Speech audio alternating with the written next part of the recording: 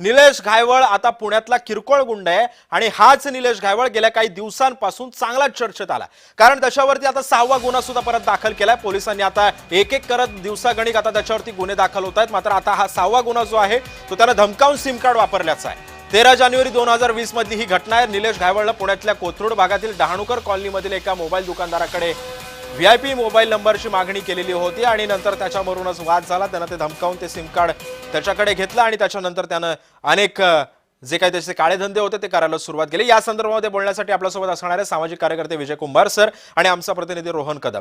मी सर्वप्रथम रोहन तुझ्याकडे येतोय, नेमकं हे प्रकरण काय होतं हे जरा आम्हाला थोडक्यात सांगशील आणि मी नंतर लगेच विजय कुंभार सरांकडे जाईन।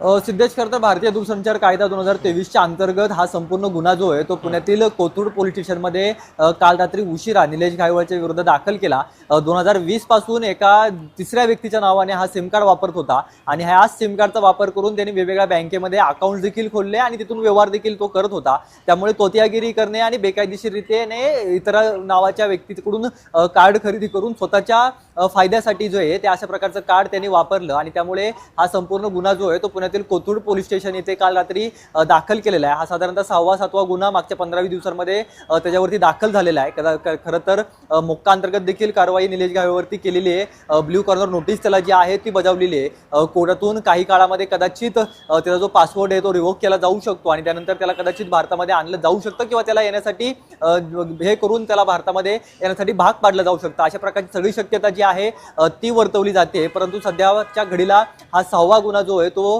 पुण्यातील कोथरूड पोलीस स्टेशन इथे दाखल करण्यात आलेला आहे आणि दुसरीकडे जो मूळ खटला जो आहे तो 15 दिवसांपूर्वी गोळीबाराचा खटला जो आहे तो गोळीबाराचा खटला त्यावरती दाखल केलेला होता। त्यामध्ये सचिन घायवळला देखील सहभागी केलेलं होतं आणि मोक्का अंतर्गत या सगळ्यांवरती कारवाई केलेली होती। पण तरी देखील सचिन घायवळ अजून पुणे पोलिसांना सापडत नाहीये। 2 दिवस झाले मोक्का अंतर्गत कारवाई सचिन घायवळवरती केलेली आहे। सचिन घायवळ लंडनला पळून गेलेला नाहीये, सचिन घायवळ देशाबाहेर गेलेला नाहीये, तरी देखील सचिन घायवळ जो आहे तो पुणे पोलिसाला, विशेषतः आता गुन्हे शाखेकडे हा सगळा तपास आहे, तरी देखील गुन्हे शाखेला सचिन घायवळ सापडत नाहीये। अशा प्रकारचा सगळा प्रकार जो आहे तो आपल्याला पुण्यामध्ये पाहायला मिळतो। त्यामुळे निलेश घायवळ जर लंडनला पसार झाला असला तरी सचिन घायवळ का सापडत नाहीये? अनेक गुन्हे यांच्यावरती दाखल होत आहेत। हे सगळे गुन्हे आताच का दाखल होत आहेत हा सगळा प्रश्न जो आहे तो देखील पुणेकरांसमोर उभं ठाकलेला आहे। नक्कीच रोहन, त्यामुळे आता हे प्रकरण आता खूप वाढत चाललेलं आहे।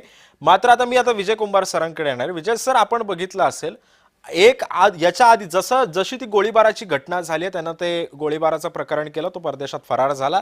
त्याच्यानंतर नानाविध प्रश्न त्याचे उपस्थित आले आणि नंतर राजकीय कनेक्शन सुद्धा समोर आलं। अजून एक गुन्हे त्याचे आता समोर येतात हळूहळू।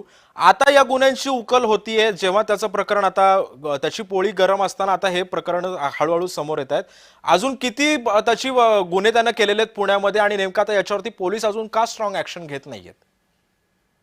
पहिली गोष्ट म्हणजे जे आता नवीन प्रकरण उघडकीस आलंय नवीन सिम कार्डचं, ते बघता याच्यामध्ये किरकोळ गुन्हे नक्कीच नसणार आहेत। आणखी असे शेकडो गुन्हे असण्याची शक्यता आहे, कारण तुमच्याकडे आधार कार्ड आहे, फोन नंबर आहे, त्याच्यावर OTP येतो, त्याच्यावर बरंच म्हणजे जवळपास जगातले सगळे गुन्हे केले जाऊ शकतात।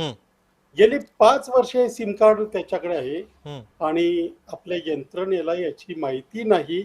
हे माझ्या म्हणजे मी कन्फ्युज आहे की जवळपास 5-6 वर्ष आधीचे गुन्हे सोडा, पण हे सुद्धा पोलिसांना किंवा त्या यंत्रणेला कळत नसेल तर इथून पुढे काय कारवाई होईल, कशी होईल याच्या बाबतीत मात्र संभ्रम निश्चितपणे आहे। याचं कारण असं आहे की या सगळ्या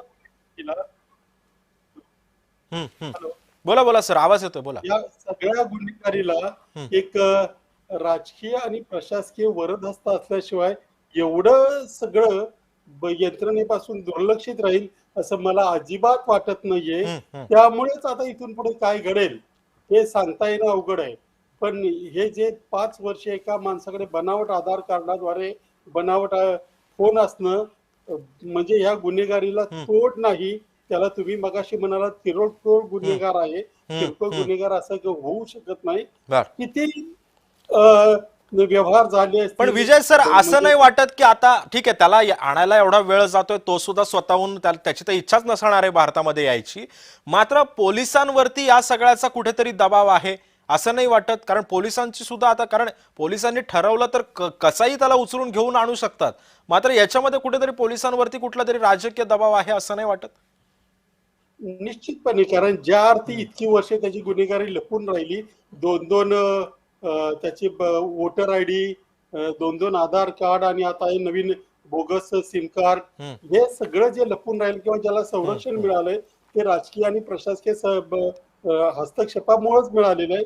म्हणूनच अजूनही काही होत नाही. माझा पुणे पोलिसांच्या किंवा महाराष्ट्र पोलिसांच्या कार्यक्षमतेबद्दल अजिबात आक्षेप नाही. बर. त्यांच्याकडे ती कार्यक्षमता आहे, हम्म. परंतु या हस्तक्षेपामुळे कदाचित काही कारवाई होत नसेल.